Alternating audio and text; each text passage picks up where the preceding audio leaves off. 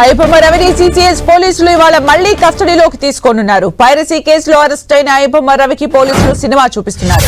ఓ case కాకపోతే మరో case అంటూ వేర్వేరు కేసుల్లో కస్టడీకి తీసుకుని విచారిస్తున్నారు.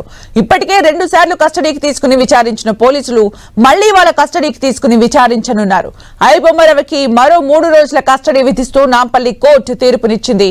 కొత్తగా నమోదైన 4 కేసుల్లో ఒక కేసులో కస్టడీకి నిరాకరించిన కోర్టు మరో 3 కేసుల్లో 3 రోజుల పాటు కస్టడీకి అనుమతించింది. పోలీసుల వాదనల్ని ఏకీభవించిన కోర్టు కస్టడీకి అంగీకరించింది.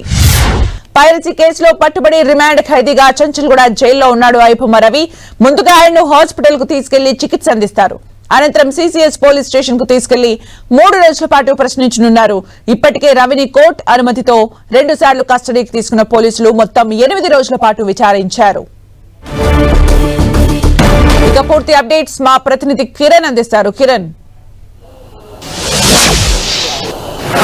సుమిత్ర, ప్రస్తుతానికైతే ఐబొమ్మ కేసుల సంబంధించి కూడా సైబర్ క్రైమ్ సంబంధించిన పోలీసులు ఐబొమ్మ రవిని 3వసారి కూడా కస్టడీలోకి తీసుకొని విచారించబోతున్నట్టుగా మనం చెప్పారు. ఎందుకంటే ఇప్పటికే 2 సార్లు కస్టడీలోకి తీసుకొని 8 రోజుల పాటు విచారించిన సైబర్ క్రైమ్ పోలీసులు తాజాగా 3వసారి కూడా 3 రోజుల పాటు అతన్ని విచారించబోతుంది. ఎందుకంటే ఈ కేసుకు సంబంధించి ఇప్పటికే చాలా కీలక విషయాలను సైబర్ క్రైమ్ పోలీసులు రాబట్టే ప్రయత్నం చేశారు. కానీ కొంత ఆర్థిక లావాదేవీలతో పాటు ఇతడు కొంత ఈ సైట్లకు సంబంధించి కూడా కొంత వేరే ప్రాంతాల నుంచి ఆపరేట్ చేసినట్టుగా అనుమానం చేస్తున్నట్టు కాబట్టి కొన్ని విషయాలను మాత్రమే చెబుతూ వచ్చాడు, కొన్ని విషయాలు దాటవేస్తూ వచ్చాడు. కాబట్టి 3వసారి కూడా 3 రోజుల కస్టడీలో చాలా కీలక సమాచారం రాబట్టే ప్రయత్నం చేస్తున్నట్టుగా చెప్పవచ్చు. మొత్తంగా 8 రోజులు గతంలో కస్టడీలోకి తీసుకొని విచారించిన సైబర్ క్రైమ్ పోలీసులు మరొక 3 రోజులు తీసుకోబోతున్నది. సుమారుగా 11 రోజుల పాటు కూడా సైబర్ క్రైమ్ పోలీసులు ఐబొమ్మ రవికి సంబంధించి కూడా అనేక కోణాల్లో దర్యాప్తు చేయబోతున్నట్టుగా మనం చెప్పాల్సింది. ఇప్పటికే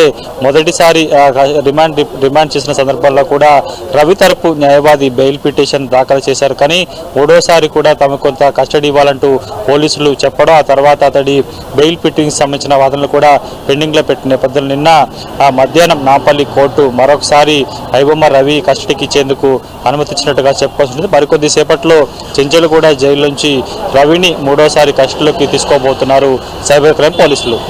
thank you Kiran for the updates.